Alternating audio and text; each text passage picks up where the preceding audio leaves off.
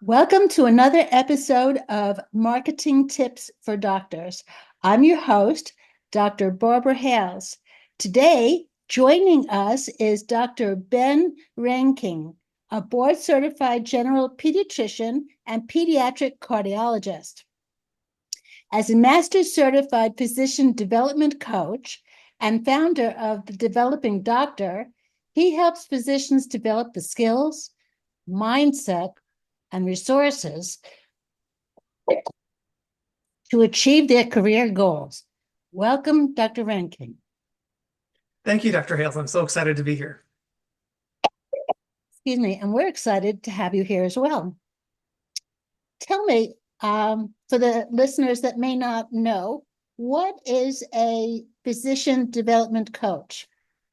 Yeah, great question. So I'm a coach who specializes in guiding physicians sort of really to the careers that they want. And so that may entail developing skills that they need to sort of succeed in clinical medicine, explore venues outside of clinical medicine that they may thrive in, identifying any gaps or misalignments in values and strengths that may be holding them back. And really the goal is to just partner with a coach and a client to help people succeed and have the career that they had when they entered medical school and sort of dreamt of. So how did that happen for you? How did you transition and say, hey, I'm already, very empowered as a cardiologist. Let's go and see about helping others. How did that happen for you? Yeah, I would say it was through my own experiences. And so I was someone who, I mean, medical training is not easy by any means, right? Medical school and residency and fellowship is not easy. And I was someone who got through by putting my head down and just plowing through and relied upon that sort of natural reset that happens in school and in training, where every 4 weeks, every 6 weeks, no matter what the rotation is, you kind of start over. And I really in retrospect, didn't develop some of the skills that I needed to succeed when that pattern ended, and all of a sudden the horizon is infinite.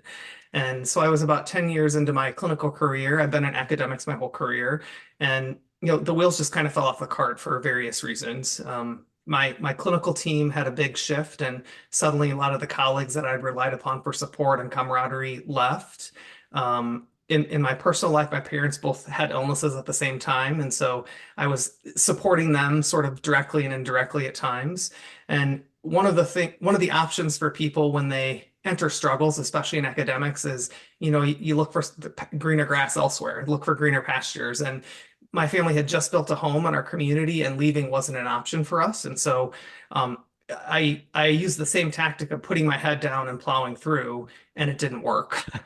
Um, and through lots of trial and error, I stumbled honestly upon coaching and found someone that helped me. And it was sort of like a light bulb moment where I was like, oh, this is all stuff that I should have known how to do and learned how to do as I went through this long process and just never did.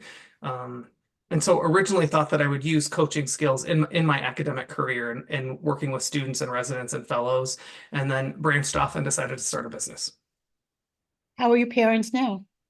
Oh, thanks for asking. They're both well, actually. They Oh, had sort of thank goodness. yeah.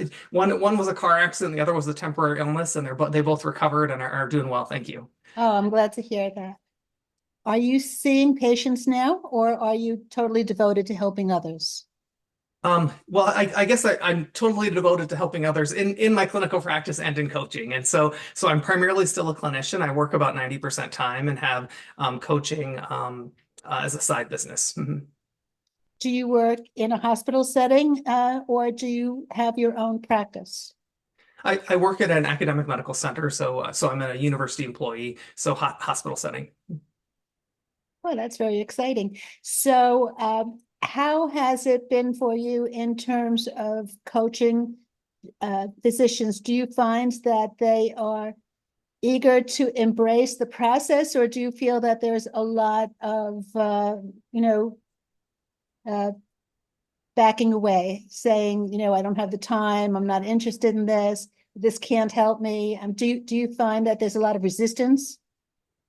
Yeah, there's absolutely a lot of resistance and I think misunderstanding surrounding coaching. So, um, many times when people are exposed to coaching, especially if you work in academics or for a big healthcare system, it's used as sort of almost punitive in a way. So if someone is struggling for some reason, or maybe someone has some disruptive behavior, or something's not happening the way that it should happen, people use the term coaching as sort of remediation. And so in some ways, people view it as, oh, I'm doing something wrong. And My approach is very different. So I view it as a developmental opportunity, and hey, this is a chance to grow and expand. And it's hard to get people to that mindset sometimes if they've been exposed to coaching as a remediation type activity. So how do you win them over? I would say there's a light bulb moment kind of for the people that buy into it. And usually it's just honestly a process of asking questions. Um and discovering that you get to a point where usually there's a thought that someone has in their head that they view as a fact, but it's a thought that is actually holding them back and preventing them from making even just a small meaningful change in their day-to-day activity that could have a big impact on their lives. I see. So, what is it you do in coaching them to get them to the next level? Yeah, it's a process. So the coaching starts out just honestly with a meeting where we meet and talk and just find out why someone reached out to me. And that's that's a free, no obligation kind of conversation just to get to know each other.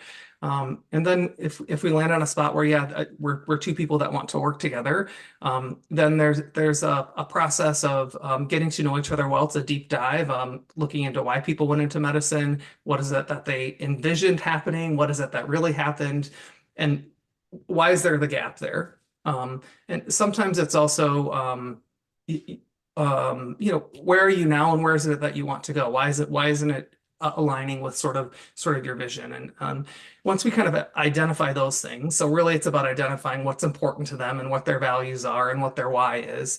Then we figure out what the skills are that are needed, skills and changes needed to get them to their ultimate destination. Are these people who are hospital based, or are they in practice, or it's just a variety?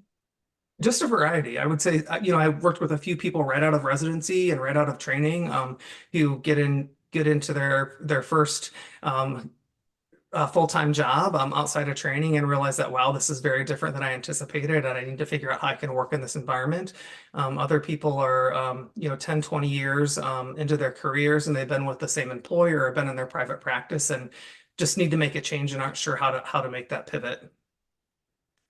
If you were to do anything different in your career, would there be any changes? Oh gosh.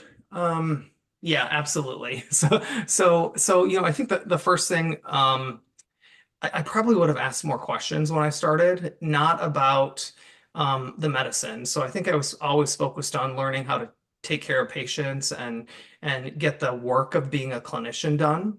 And I would have focused a little bit more on how to work in the healthcare system, how to lead teams effectively.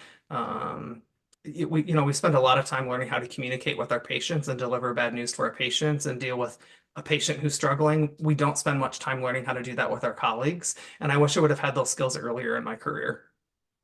When you were coming up the ranks, or when you left the hospital initially, did you yourself have a mentor?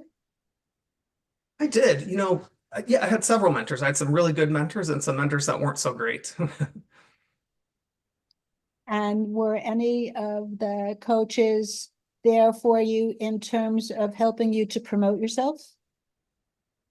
Yeah, that's a great question. I think looking back, many of my mentors sort of initially in my career were very supportive, but they tended to steer me towards things that they were also interested in.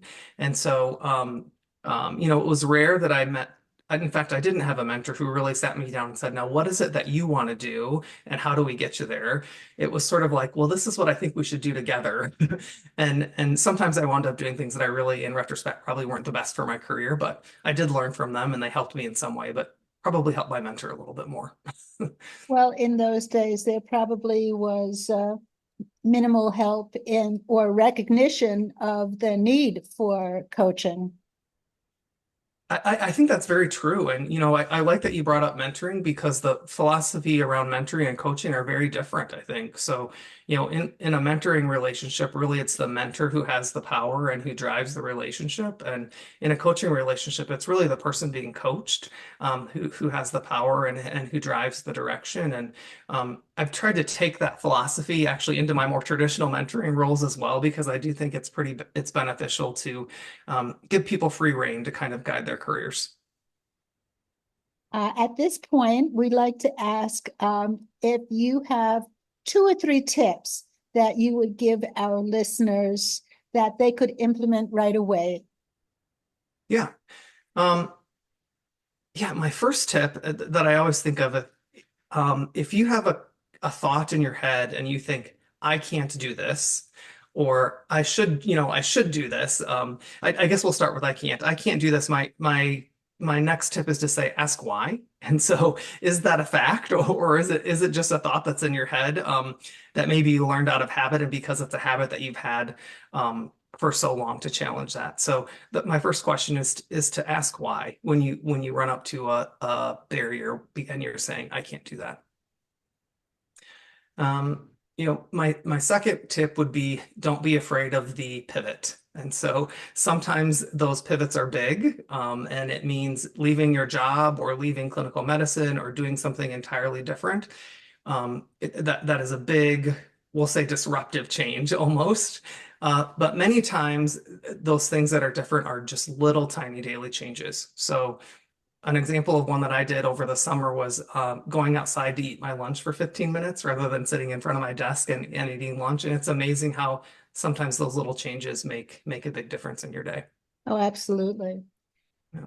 Do any of your clients come to you and specifically say or ask, should I stay in medicine with all of the new transitions that are going on, or should I just seek an alternate career?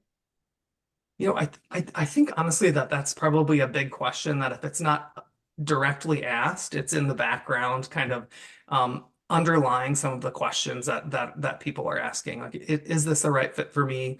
Absolutely. Should I stay or should I go, or should I work differently? Mhm. Well, nowadays, I think that is probably in the back of every doctor's mind. Absolutely. Mhm. Is there anything else that you would like to tell our listeners today? Yeah, if you're curious about coaching and you're just hesitant either because of the time commitment, or it is expensive. I mean, some people see the cost as a barrier. I just encourage you to find a coach and just book a free consult call. It doesn't have to be me. He can be any physician coach out there, and just explore the idea of coaching a little bit if you're looking for a change and you're not sure where to turn. And I also have an online course that I would love for people to check out. So I designed it specifically for people who are curious about coaching, but maybe are a little bit hesitant to share things with someone that they don't know well. And it's an online coaching process that's self-driven, and it's a good way to get introduced to coaching if you're interested in it.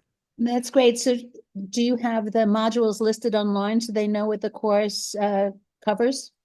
Correct. Yeah. So they're 8 modules. Each module has between 2 and 6 different lessons. And the topics are clearly listed. Has that been popular for you, or is that something that you just launched? It's a brand new thing. But I've gotten some good feedback so far. Well, good luck with that. Thank you. Is there a name for that course?